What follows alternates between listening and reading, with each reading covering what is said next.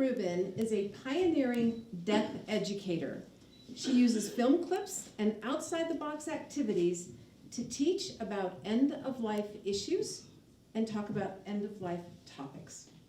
She's an award-winning speaker and author, and she knocked them dead at TEDx ABQ in 2015. We were still alive when we walked out of the building. She is also an informed advocate for planning ahead, a certified funeral celebrant, and the coordinator of the Before I Die New Mexico Festival. Please help me welcome the Doyenne of Death, Gail Rubin.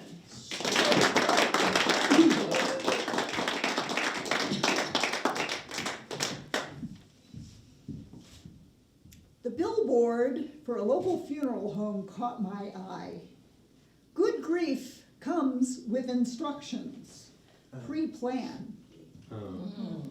Well, that hit close to home. My friend Gary Mayhew had taken my advice and written this 11-page Upon My Death letter. What a gift this turned out to be. Tall and skinny, witty and kind, Gary was a man of math and music.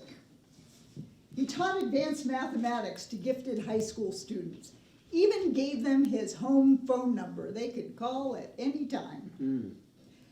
As a musician, he could play just about anything on guitar, from Bach to folk. I loved how he could spontaneously play humorous Tom Lahr's song, Poisoning Pigeons in the Park. His circle of music friends was wide and deep. Gary never married, and he was a creature of habit. Mondays and Thursdays was strategy gaming night with the boys. Wednesday night was guitar group, the Wednesday night Pickin', Grinnin', Drinkin', and Lion Society. And every other Tuesday, Gary took me out to dinner.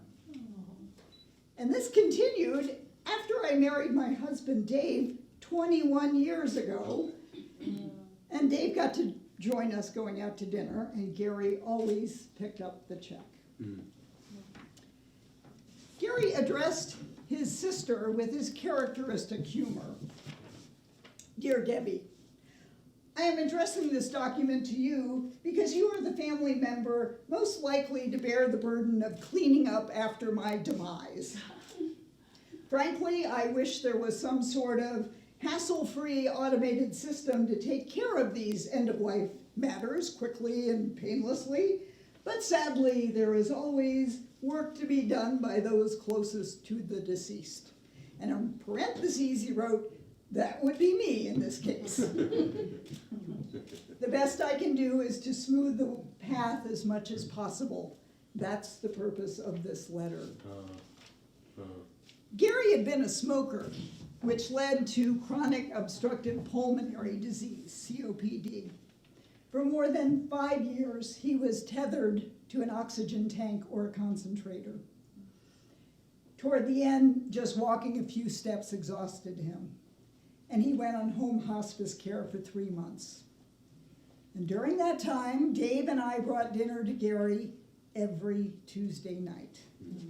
And we would play this trivia game called Stupid Deaths. Very amusing.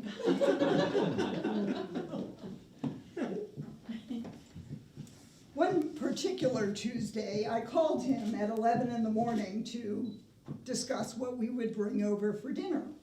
Green chili cheeseburgers, an excellent choice. I called back at 4 o'clock to confirm what kind of cheese. No answer. Usually, the door to his house was unlocked when we came over. Not this time. I had a key, I let us in. Gary wasn't sitting in his usual chair in the dining area. The lights were all out. I followed the oxygen tube into the bedroom. Gary wasn't there. The oxygen tube ended in the bathroom. And there was Gary, curled up on the white tile floor. No pulse, room temperature. Mm. Mm. And this is when Gary's upon my death letter and pre-planning became so valuable. I called the hospice. The nurse came and made the official pronouncement, and then called the funeral home where Gary had prepaid for his direct cremation years ago.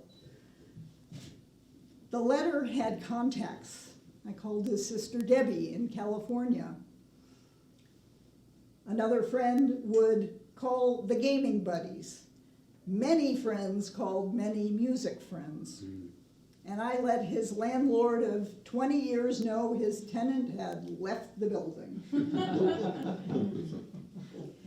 The letter let us know where to find important papers and the passwords for online accounts. Mm.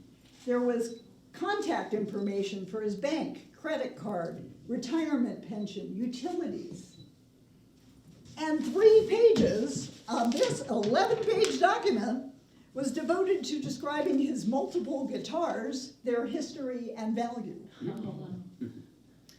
When Gary's sisters arrived a week later, we had a plan to disperse his possessions in 3 days. The guitars were professionally crated and shipped to California. Friends were invited to come take whatever they wanted from Gary's house. There were hundreds of vinyl albums and DVDs, games, books, mismatched household goods. Most of the albums we donated to Goodwill. They filled the cargo area of my Subaru Outback with the back seats down.